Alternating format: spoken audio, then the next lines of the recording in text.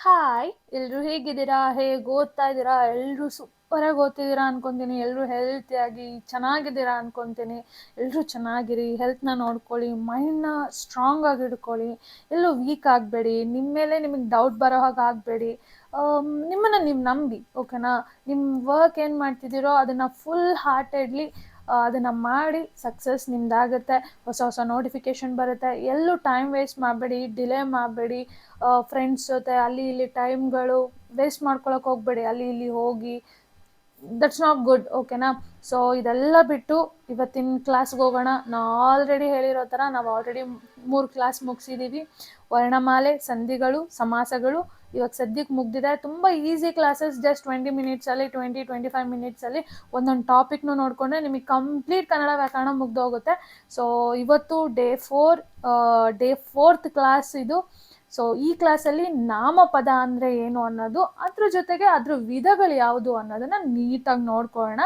So that ಎಕ್ಸಾಮ್ಗೆ very helpful ಆಗುತ್ತೆ. Kannada grammar is very important. 35 ಮಾರ್ಕ್ಸಿಗೆ ಕ್ವಶನ್ಸ್ ಕೇಳ್ತಾರೆ. ಗ್ರಾಮರಲ್ಲಿ ಸ್ಟ್ರಾಂಗ್ ಇದ್ದರೆ ಒಳ್ಳೆ ಸ್ಕೋರ್ ಮಾಡ್ಬೋದು. ಪಕ್ಕ 100% ಹೇಳ್ತೀನಿ. ಪೇಪರ್ 2ನ ಚೆನ್ನಾಗಿ ಮಾಡಿದ್ರೆ, ಒಳ್ಳೆ ಸ್ಕೋರ್ ಮಾಡಿದ್ರೆ ನಿಮಗೆ ನಿಮ್ಮದು ರ್ಯಾಂಕ್ ಲಿಸ್ಟಲ್ಲಿ ಹೆಸರು ಬರೋದಂತೂ ಗ್ಯಾರಂಟಿ ಆಗಿರುತ್ತೆ. ಯಾಕೆಂದರೆ ಪೇಪರ್ 2 ಅಲ್ಲಿ ಸ್ಕೋರಿಂಗ್ ಚೆನ್ನಾಗಿ ಮಾಡ್ಬೋದು. ಅದನ್ನು ನೆನ್ಪಿಟ್ಕೊಳ್ಳಿ, ಎಲ್ಲರೂ ನೆನ್ಪಿಟ್ಕೊಬೇಕಾಗಿರೋ ವಿಷಯ. ಸೊ ಇವತ್ತಿನ ಕ್ಲಾಸ್ಗೆ ಹೋಗೋಣ. ಸೊ ಬನ್ನಿ ಹೋಗೋಣ. ಸೊ ಮೊದಲನೇದಾಗಿ ನಾಮಪದ ಎಂದರೇನು? ವ್ಯಾಖ್ಯಾನ ನೋಡೋಣ. ಯಾವುದೇ ವ್ಯಕ್ತಿ, ವಸ್ತು, ಸ್ಥಳ, ಪ್ರಾಣಿ, ಭಾವನೆ, ಗುಣ, ಸ್ಥಿತಿ ಇತ್ಯಾದಿಗಳ ಹೆಸರುಗಳನ್ನು ಸೂಚಿಸುವುದೇ ನಾಮಪದಗಳು, ಓಕೆನಾ? ಅಂದರೆ ಒಂದು ವ್ಯಕ್ತಿ ಹೆಸರು ಅಥವಾ ವ್ಯಕ್ತಿಯನ್ನು ಸೂಚಿಸೋದು, ಅಥವಾ ವಸ್ತು, ಪ್ರಾಣಿ, ಗುಣ, ಭಾವನೆ, ಸ್ಥಿತಿ ಇದೆಲ್ಲನೂ ಎಕ್ಸ್ಪ್ರೆಸ್ ಮಾಡ್ತಿದೆ ಒಂದು ಹೆಸರಿಂದ ನಾವು ಅದನ್ನು ಕರಿತಿದ್ದೀವಿ ಅಂತ ಅಂದರೆ, ಈಗ ಫಾರ್ ಎಕ್ಸಾಂಪಲ್ ಮನುಷ್ಯ, ಇವಾಗ ನನ್ನ ಹೆಸರೇನು? ದೀಕ್ಷಿತ. ಈಗ ದೀಕ್ಷಿತ ಅನ್ನೋದೇನು? ನಾಮಪದ, ಕರೆಕ್ಟ್ ಅಲ್ವಾ? ಅದೊಂದು ಹೆಸರು. ಅದೇ ಥರ ನಾನು ಯಾರು? ಒಂದು ಹುಡುಗಿ ಅನ್ನೋದೇನು? ಒಂದು ನಾಮಪದ, ಕರೆಕ್ಟ್ ಅಲ್ವಾ? ಅದೇ ಥರನೇ ಒಂದು ಸ್ಥಳ, ಫಾರ್ ಎಕ್ಸಾಂಪಲ್ ಬೆಂಗಳೂರು, ಕರೆಕ್ಟ್ ಅಲ್ಲ? ಒಂದು ಊರಿಗೆ ಇಟ್ಟಿರುವಂಥ ಹೆಸರು ಅದು, ಕರೆಕ್ಟ್ ಅಲ್ವಾ? ಬೆಂಗಳೂರು ಅಂದರೆ ಏನು? ಅದೊಂದು ನಾಮಪದ, ಕರೆಕ್ಟ್ ಅಲ್ವಾ? ಅದೇ ಥರನೇ ಪ್ರಾಣಿ, ಫಾರ್ ಎಕ್ಸಾಂಪಲ್ ಹುಲಿ, ಅದೊಂದು ಪ್ರಾಣಿಗೆ ನಾವೊಂದು ಹೆಸರಿಟ್ಟಿದ್ದೀವಿ. ಜಿಂಕೆ, ಆನೆ, ಹುಲಿ, ಸಿಂಹ ಇವೆಲ್ಲ ಏನು? ನಾಮಪದಗಳು. ಅದೇ ಥರ ಭಾವನೆ, ಇವಾಗ ನನಗೆ ದುಃಖ ಆಗ್ತಿದೆ, ಇಲ್ಲ ನಾನು ತುಂಬ ಸಂತೋಷದಲ್ಲಿದ್ದೀನಿ. ದುಃಖ, ಸಂತೋಷ, ಆಶ್ಚರ್ಯ ಇವೆಲ್ಲ ಹೆಸರುಗಳಲ್ವಾ? ನಮಗೆ ಬರೋ ಅಂತಹ ಫೀಲಿಂಗ್ಸ್ಗಳಿಗೆ, ಭಾವನೆಗಳಿಗೆ ನಾವು ಹೆಸರು ಕೊಟ್ಟಿದ್ದೀವಿ. ನಾವು ಯಾವುದ್ಯಾವುದಕ್ಕೆಲ್ಲ ಹೆಸರುಗಳನ್ನ ಕೊಡ್ತೀವೋ ಅದು ನಾಮಪದ. ಅದೇ ಥರ ಗುಣ, ಅವನು ತುಂಬ ಕೆಟ್ಟವನು, ಒಳ್ಳೆಯವನು, ಕೆಟ್ಟವನು, ಅದೇನು? ನಾಮಪದ. ಅದೇ ಥರ ಸ್ಥಿತಿ, ಒಂದು ವಸ್ತು ಯಾವ ಸ್ಥಿತಿಯಲ್ಲಿದೆ, ಕರೆಕ್ಟ್ ಅಲ್ವಾ? ಆ ಸ್ಥಿತಿನೂ ಕೂಡ ನಾವು ಹೇಳೋ ಅಂಥದ್ದೇ. ಇದನ್ನೆಲ್ಲನೂ ನಾವು ನಾಮಪದಗಳು ಅಂತ ಕರಿತೀವಿ. ಅರ್ಥ ಆಗಿದೆ ಅನ್ಕೊತೀನಿ. ಯಾರ್ಯಾರೆಲ್ಲ ಇಂಗ್ಲೀಷ್ ಮೀಡಿಯಂ ಸ್ಟೂಡೆಂಟ್ಸ್ಗಳಿದ್ರೆ, ಫಸ್ಟ್ ಟೈಮ್ ಕನ್ನಡ ಗ್ರಾಮರ್ ಓದ್ತಿದ್ರೆ ನಿಮ್ಮೆಲ್ರಿಗೋಸ್ಕರ ಇಂಗ್ಲೀಷಲ್ಲಿ ಕೂಡ ನಾನು ಹೇಳಿದ್ದೀನಿ. A word that denotes the name of a person, place, animal, thing, quality, feeling, state is called as a noun. ಇಂಗ್ಲೀಷಲ್ಲಿ ನಾವು ಅದನ್ನು ನೌನ್ ಅಂತ ಕರಿತೀವಿ. ನಿಮಗೆ ಗ್ರಾಮರಲ್ಲಿ, ಇಂಗ್ಲೀಷ್ ಗ್ರಾಮರಲ್ಲಿ ಹೆಲ್ಪ್ಫುಲ್ ಆಗುತ್ತೆ.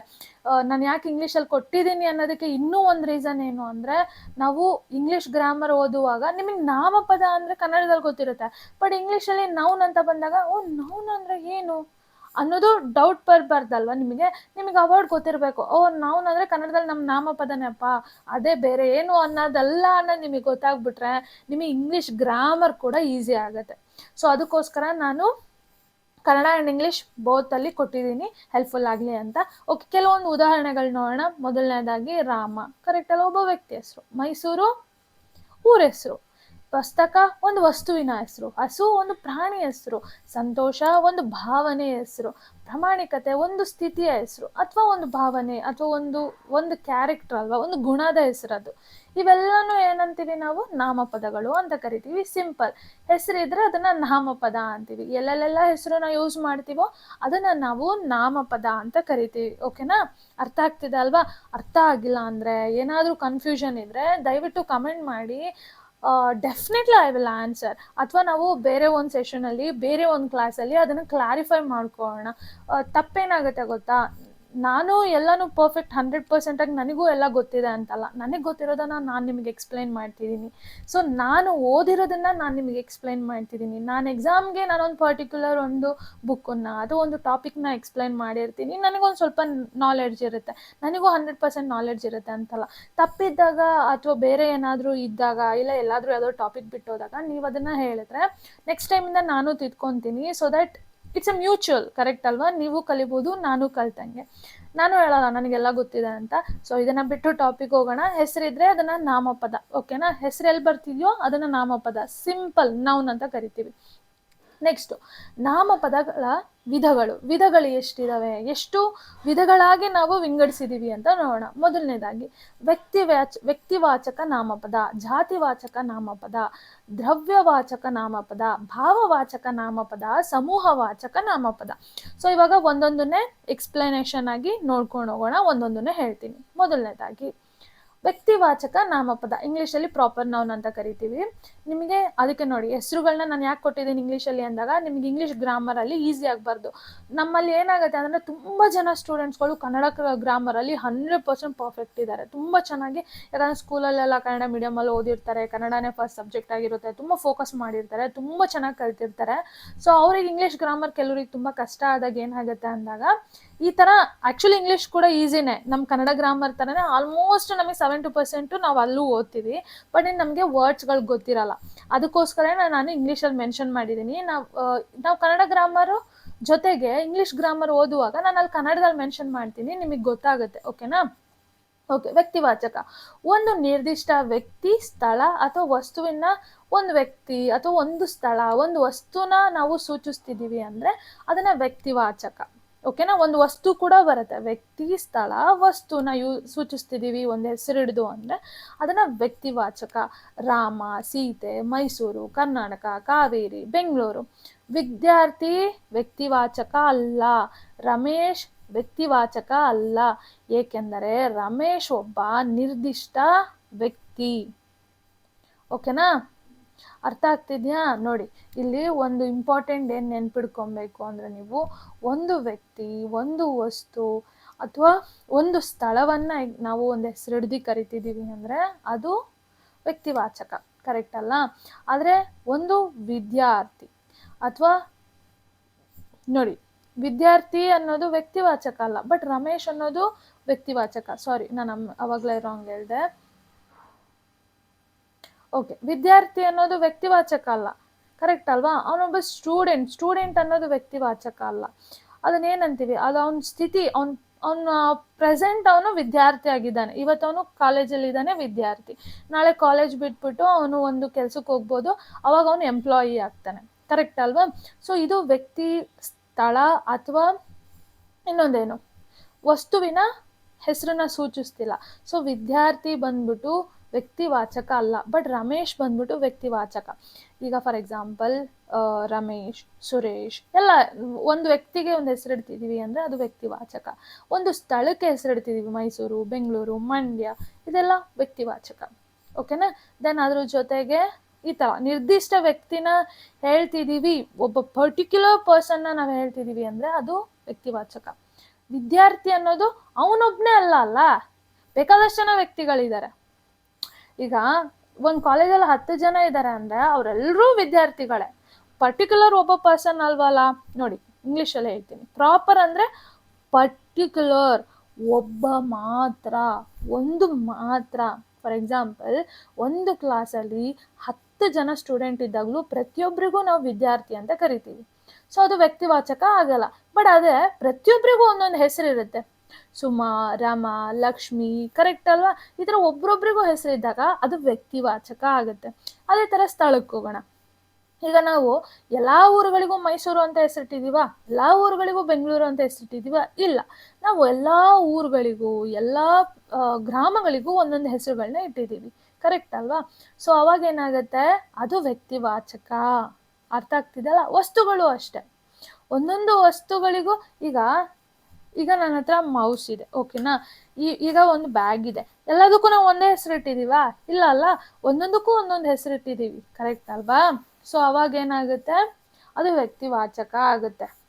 ಅರ್ಥ ಆಯ್ತಲ್ಲ? ವಿದ್ಯಾರ್ಥಿ ಯಾಕಲ್ಲ ಅನ್ನೋದು ಅರ್ಥ ಆಯ್ತಾ? ವಿದ್ಯಾರ್ಥಿ ಅನ್ನೋದು ಒಂದು ಪರ್ಟಿಕ್ಯುಲರ್ ಪರ್ಸನ್ ಅಥವಾ ಒಬ್ರಿಗೆ ಕೊಡೋ ಅಂಥದ್ದಲ್ಲ. ಆ ಕ್ಲಾಸಲ್ಲಿ ಯಾರ್ಯಾರೆಲ್ಲ ಓದ್ತಾರೋ ಅವರೆಲ್ಲರೂ ವಿದ್ಯಾರ್ಥಿಗಳೇ. ಬಟ್ ಅದು ನಾಮಪದ, ಬಟ್ ವ್ಯಕ್ತಿವಾಚಕ ಅಲ್ಲ. ಓಕೆನಾ?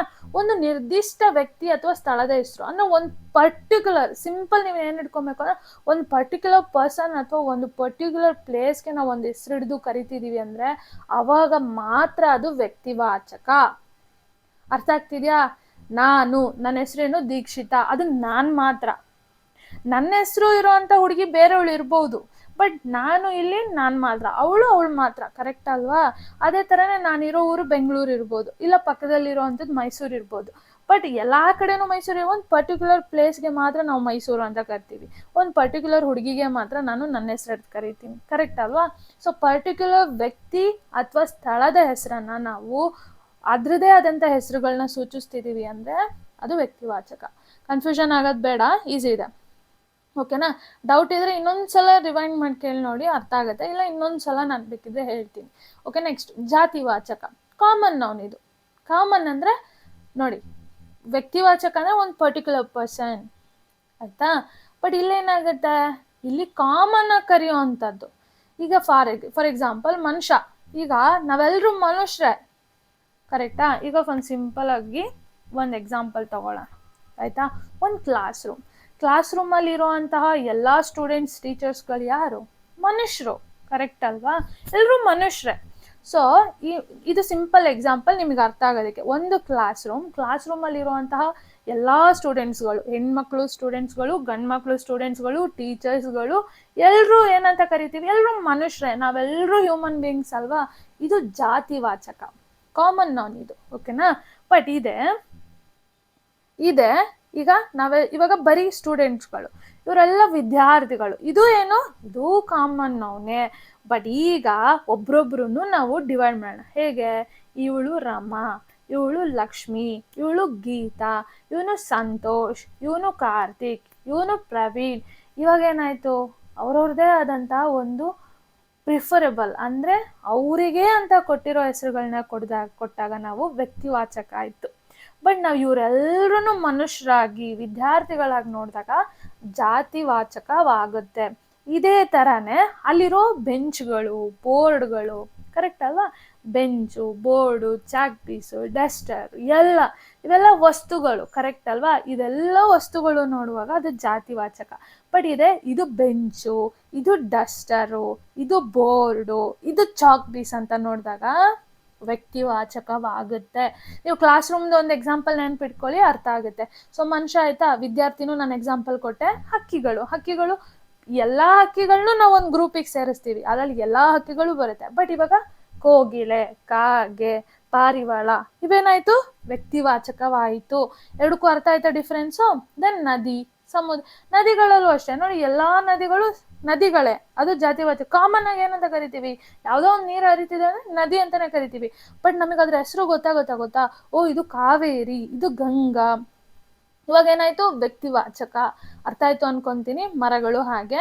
ದೆನ್ ನೆಕ್ಸ್ಟು ಎಕ್ಸಾಂಪಲ್, ಮೈಸೂರು ಏನಾಯಿತು? ವ್ಯಕ್ತಿವಾಚಕ, ಪರ್ಟಿಕ್ಯುಲರ್ ಒಂದು ಪ್ಲೇಸ್ಗೆ ನಾವು ಹೆಸರು ಕೊಟ್ಟಿರೋದು. ಅದೇ ನಗರ ಜಾತಿವಾಚಕ, ಅದು ಮೈಸೂರಾಗಿರ್ಬೋದು, ಬೆಂಗಳೂರಾಗಿರ್ಬೋದು, ಮಂಡ್ಯ ಆಗಿರ್ಬೋದು, ಶಿವಮೊಗ್ಗ ಆಗ್ಬೋದು, ಎಲ್ಲನೂ ಸೇರಿಸಿದಾಗ ನಗರ ಅಂತ ಕರಿತೀವಿ. ಬಟ್ ಶಿವಮೊಗ್ಗ ಅಂತ ಕರೆದಾಗ ಏನಾಗುತ್ತೆ? ಅದು ವ್ಯಕ್ತಿವಾಚಕ. ಓಕೆನಾ? ಒಂದು ಜಾತಿ ಅಥವಾ ವರ್ಗ. ಓಕೆನಾ? ಈಸಿಯಾಗಿ ನೆನ್ಪಿಡ್ಕೊಬೇಕು ಅಂದರೆ ಅಲ್ಲಿ ಒಂದು ಪರ್ಟಿಕ್ಯುಲರ್ ಆಗಿ ಒಬ್ಬ ಪರ್ಸನ್, ಇಲ್ಲಿ ಕಾಮನ್ ಆಗಿ ಒಂದು ಕರೆಯುವಂಥದ್ದು. ಓಕೆನಾ? ಓಕೆ, ನೆಕ್ಸ್ಟು ದ್ರವ್ಯವಾಚಕ, ಮಟೀರಿಯಲ್ ನೌನ್. ದ್ರವ್ಯ ಅಂದರೆ ಒಂದು ಮಟೀರಿಯಲ್ ಆಗಿ ಹೆಸರಿಡೋದು. ದ್ರವ್ಯ ಅಥವಾ ವಸ್ತುಗಳನ್ನು ಸೂಚಿಸುವ ನಾಮಪದಗಳು. ಎಕ್ಸಾಂಪಲ್ ಚಿನ್ನ, ದ್ರವ್ಯಗಳು. ಓಕೆನಾ? ದ್ರವ್ಯಗಳು ಮೇ ಬಿ ಅದು ಲಿಕ್ವಿಡ್ ಆಗೂ ಇರ್ಬೋದು, ಸಾಲಿಡ್ ಆಗಿ. ದ್ರವ್ಯಗಳು ಅಂದರೆ ಗೊತ್ತಿರುತ್ತಲ್ವಾ? ಮಟೀರಿಯಲ್ಸ್ಗಳು ಇವೆಲ್ಲ. ಬೆಂಚು, ಚಾಕ್ ಪೀಸ್, ಬೋರ್ಡ್ ಇವೆಲ್ಲ ಅಲ್ಲ ದ್ರವ್ಯಗಳು. ನೋಡಿ, ಚಿನ್ನ, ಬೆಳ್ಳಿ ಮೆಲ್ಟ್ ಮಾಡೋಕ್ಕಾಗೋ ಅಂಥದ್ದು, ಕಬ್ಬಿಣ, ಹಾಲು, ನೀರು, ಯಾವುದನ್ನೆಲ್ಲ ಮೆಲ್ಟ್ ಮಾಡ್ಬೋದೋ, ಲಿಕ್ವಿಡ್ ಫಾರ್ಮ್ಗೆ ತರ್ಬೋದೋ ಅದನ್ನೆಲ್ಲ ನಾವು ದ್ರವ್ಯಗಳು ಅಂತ ಕರಿತೀವಿ. ದ್ರವ್ಯವಾಚಕಗಳು ಸಿಂಪಲ್, ಯಾವುದನ್ನೆಲ್ಲ ನಾವು ಲಿಕ್ವಿಡ್ ಆಗಿ ಕನ್ವರ್ಟ್ ಮಾಡ್ಬೋದೋ ಅದನ್ನು ನಾವು ದ್ರವ್ಯವಾಚಕ. ಇನ್ನೊಂದೇನು ಅಂದರೆ ಇದು ಮುಟ್ಬಹುದಾಗಿರ್ಬೋದು. ಮುಟ್ಟಕ್ಕಾಗಿರೋ ಅಂತಹ ಟಚಬಲ್ ಆಗಿದ್ರೆ ಮಾತ್ರ ಅದು ದ್ರವ್ಯವಾಚಕ. ಫಸ್ಟು ಯಾವುದೇ ವಸ್ತುಗಳನ್ನ ನಾವು ಲಿಕ್ವಿಡ್ ಫಾರ್ಮ್ಗೆ ತರ್ಬೋದು, ಅದನ್ನ ದ್ರವ್ಯವಾಚಕ. ಇನ್ನೊಂದು ಅದನ್ನ ಮುಟ್ಬೋದು. ಓಕೆನಾ. ನೆಕ್ಸ್ಟು ಭಾವವಾಚಕ. ಭಾವ ಅಂದ್ರೇನು? Abstract noun. ಭಾವ ಅಂದ್ರೇನು? ಭಾವನೆಗಳನ್ನ ಹೇಳೋದು, ಕಣ್ಣಿಗೆ ಕಾಣ್ದಲೇ ಇರೋದು. ಇವೆಲ್ಲ ಕಣ್ಣಿಗೆ ಕಾಣಲ್ಲ. ಭಾವನೆ ಹೆಂಗೆ? ಭಾವನೆಗಳು, ಗುಣ. ಇವಾಗ ನಿನಗೆ ಒಳಗಡೆ ಒಂಥರ ಕಷ್ಟ ಆಗ್ತೈತೆ, ಅಳು ಬರ್ತಿದೆ, ಬಟ್ ನೀನು ಅದನ್ನ ಫೇಸಲ್ಲಿ ತೋರಿಸ್ತಿಲ್ಲ, ಬಟ್ ನಿನಗೆ ಫೀಲ್ ಆಗ್ತಿದೆ. ಇದೆಲ್ಲ ಕಾಣಲ್ಲ, ಎಲ್ರಿಗೂ ಕಾಣಲ್ಲ, ಕರೆಕ್ಟ್ ಅಲ್ವಾ? ನಿನಗೆ ಫೀಲ್ ಮಾಡ್ಬೋದು ಅಷ್ಟೇ ಇವನ್ನ. ಫಾರ್ ಎಕ್ಸಾಂಪಲ್ ಗುಣ, ಭಾವನೆ, ಸ್ಥಿತಿ, ಕಲ್ಪನೆ. ಇವನ್ ನಿನ್ನ ತಲೆಯಲ್ಲಿ ಏನೋ ಒಂದು ಕಲ್ಪನೆ ಮಾಡ್ತಿದ್ಯಾ ಕುತ್ಕೊಂಡು ಕ್ಲಾಸಲ್ಲಿ, ಕರೆಕ್ಟ್ ಅಲ್ವಾ? ಸೊ ಇವನ್ ನಾವೇನಂತ ಹೇಳ್ತೀವಿ? ಭಾವಸೂಚಕಗಳು ಅಥವಾ ಭಾವವಾಚಕಗಳು. ಓಕೆನಾ. Abstract noun. ಇಂಗ್ಲೀಷಲ್ಲಿ ಕೂಡ ನೆನ್ಪಿಟ್ಕೊಳ್ಳಿ. ಫಸ್ಟು ನಾವು ಓದಿದ್ದು ಪ್ರಾಪರ್ ನೌನ್, ಅದಾದಮೇಲೆ ಕಾಮನ್ ನೌನ್, ಮೂರನೇದು ಅಬ್ಸ್ಟ್ರಾಕ್ಟ್ ನೌನ್. ಇವಾಗ ನಾವು ಓದ್ತಿರೋದೇ ನೌನ್, ನಾಮಪದಗಳು. ಅರ್ಥ ಆಯ್ತಾ? Proper noun, common noun, abstract noun. First one ಯಾವುದು? ವ್ಯಕ್ತಿವಾಚಕ. ಎರಡನೇದು ಜಾತಿವಾಚಕ. ಮೂರನೇದು ಯಾವುದು? ಭಾವವಾಚಕ. ಓಕೆನಾ. ಪ್ರೀತಿನ ನಾವು ನೋಡ್ಬೋದಾ, ಮುಟ್ಬೋದಾ? ಇಲ್ಲ, ಅದನ್ನ ಫೀಲ್ ಮಾಡ್ಬೋದು ಅಷ್ಟೇ. ಎಲ್ಲ ಕಣ್ಣಿಗೆ ಕಾಣ್ದಲೇ ಇರೋದು. ಸಂತೋಷ, ದುಃಖ, ಸ್ನೇಹ, ಜ್ಞಾನ, ಗೊತ್ತಿದಲ್ಲ. ಓಕೆ, ಇವನ್ನು ನೋಡಕ್ ಸಾಧ್ಯ ಇಲ್ಲ, ಇವನ್ ಜಸ್ಟ್ ಫೀಲ್ ಮಾಡ್ಬೋದು, ಅನುಭವಿಸ್ಬೋದು. ಇದು ಕಣ್ಣಿಗೆ ಕಾಣದ್ದು ಅನುಭವಿಸ್ಬೋದು. ಓಕೆ. ನೆಕ್ಸ್ಟು ಸಮೂಹವಾಚಕ. ಓಕೆನಾ. It's a collective noun. ಇಂಗ್ಲೀಷಲ್ಲಿ ಕೂಡ ನೆನ್ಪಿಟ್ಕೊಳ್ಳಿ. ಪ್ರಾಪರ್ ನೌನ್ ಫಸ್ಟ್ ಒನ್ನು, ಅದಾದ್ಮೇಲೆ ಯಾವುದು ನನಗೆ ಮರ್ತೋಯ್ತು. ಪ್ರಾಪರ್ ನೌನ್ ಅವಾಗಲೇ ಹೇಳೋಣಲ್ಲ, ಯಾವುದು ಪ್ರಾಪರ್ ನೌನ್ ಆದಮೇಲೆ?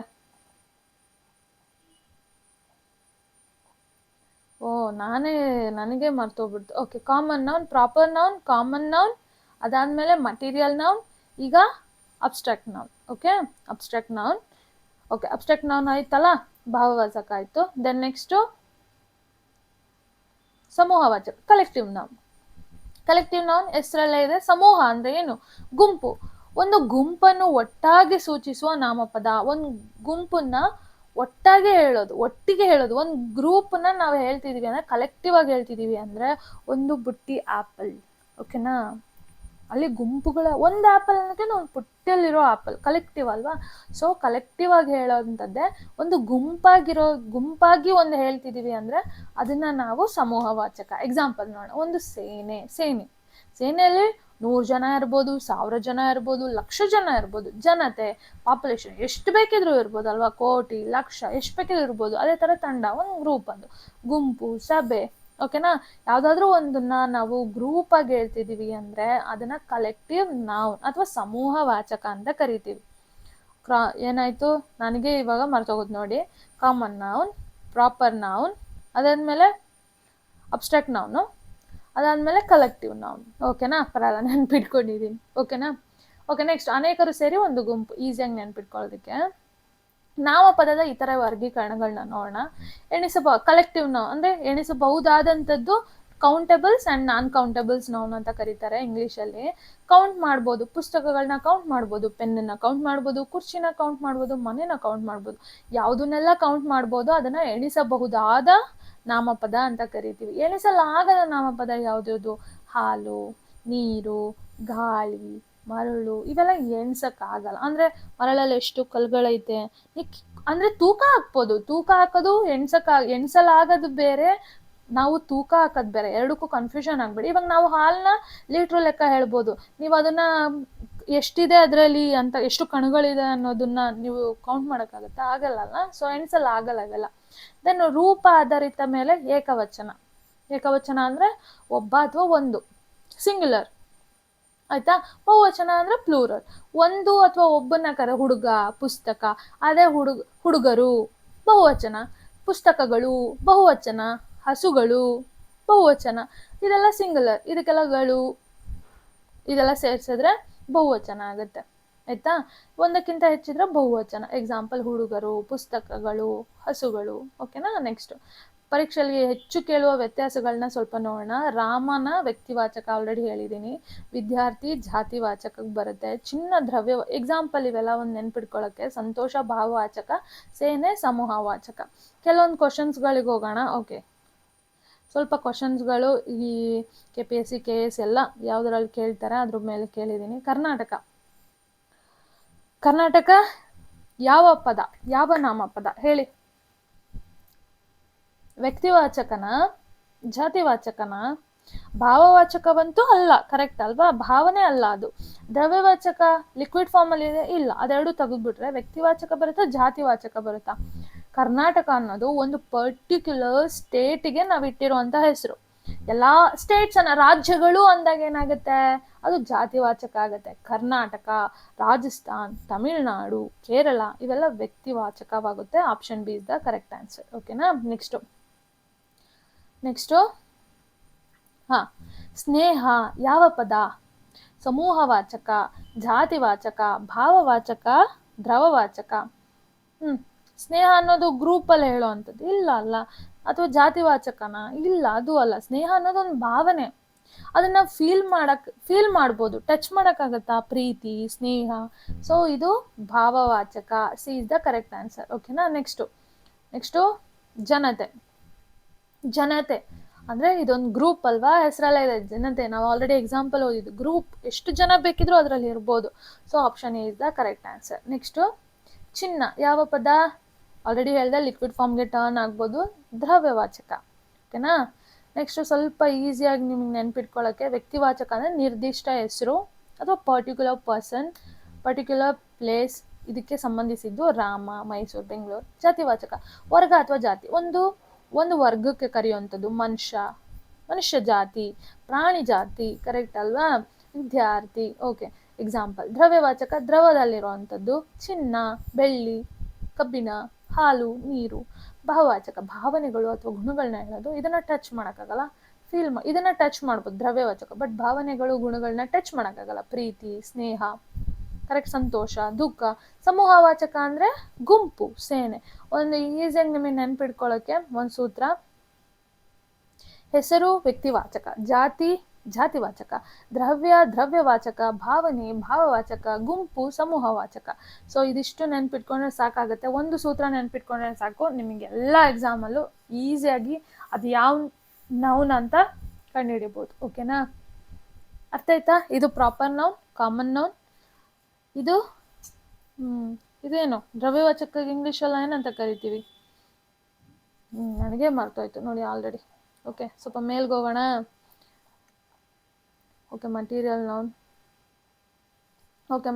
Noun. Okay, correct, material noun. ಅದಾದಮೇಲೆ ಅಬ್ಸ್ಟ್ರಾಕ್ಟ್ ನೌನ್, ಅದಾದಮೇಲೆ ಕಲೆಕ್ಟಿವ್ ನೌನ್. ಓಕೆನಾ? ನೆನಪಿದೆಯಾ? Okay, proper noun, common noun, abstract noun, collective noun. ಇದೇನು ಭಾವವಾಚಕಕ್ಕೆ ಏನಂತಾರೆ? ಮತ್ತೆ ಮರ್ತೋಯ್ತು ನನಗೆ. Collective noun, abstract noun. Yes. Okay, proper noun, common noun, material noun, abstract noun, collective noun. Okay, ನಿಮ್ಮ ಜೊತೆ ಇವಾಗ ನನಗೂ ನಾನು first time Kannada and English ಜೊತೆಗೆ ಇದು ಮಾಡ್ತಿರೋದು. ಓಕೆ, ಇನ್ನೊಂದ್ಸಲ ಓದೋಣ. ಇದು proper noun, common noun, material noun, abstract noun, collective noun. ಇನ್ನೊಂದ್ಸಲ ಓದ್ತೀನಿ. Proper noun, common noun, material noun, abstract noun and collective noun. ನೆನಪಿರುತ್ತೆ ಅಲ್ಲ? ನನಗೂ ನೆನಪಿರುತ್ತೆ. ಓಕೆನಾ? ಇನ್ನೊಂದ್ಸಲ ಹೇಳೋಣ. ಪ್ರಾಪರ್ ನೌನ್ ವ್ಯಕ್ತಿವಾಚಕ, ಕಾಮನ್ ನೌನ್ ಜಾತಿವಾಚಕ, ಮಟೀರಿಯಲ್ ನೌನ್ ದ್ರವ್ಯವಾಚಕ, ದೆನ್ ಅಬ್ಸ್ಟ್ರಾಕ್ಟ್ ನೌನ್ ಭಾವವಾಚಕ, ಕಲೆಕ್ಟಿವ್ ನೌನ್ ಸಮೂಹವಾಚಕ. ಗುಡ್. ನೀವು ಕೂಡ ಸೂಪರ್ ಇದ್ದೀರಾ. ಸೊ ಇದು ಇವತ್ತಿನ ಕ್ಲಾಸ್ ಆಗಿರುತ್ತೆ. ಒಂದು ಸ್ಕ್ರೀನ್ಶಾಟ್ ತೊಗೊಳ್ಳಿ, ಬೇಕಿದ್ರೆ ಎಲ್ಲಾದರೂ ಒಂದು ಕಡೆ ಸಣ್ಣದಾಗಿ ನೋಟ್ ಮಾಡ್ಕೊಳ್ಳಿ, ಹೆಲ್ಪ್ಫುಲ್ ಆಗುತ್ತೆ. ನಿಮ್ಮ ಜೊತೆ ನಾನು ಕಲಿತಿದ್ದೀನಿ, ನನಗೂ ಹೆಲ್ಪ್ಫುಲ್ ಆಗ್ತಿದೆ. ಸೊ ಮತ್ತೆ ನೆಕ್ಸ್ಟ್ ವಿಡಿಯೋದಲ್ಲಿ ಮತ್ತೆ ಮೀಟ್ ಆಗೋಣ. Love you all. Next class ಬೇಗ ಬರ್ತೀನಿ. Love you all and all the best. ಎಲ್ರಿಗೂ ಚೆನ್ನಾಗಿ ಓದ್ಕೊಳ್ಳಿ, ಹೆಲ್ತ್ನ ಹಾಳು ಮಾಡ್ಕೊಂಬೇಡಿ. ಮತ್ತೆ ಮೀಟ್ ಆಗೋಣ. ಬೈ.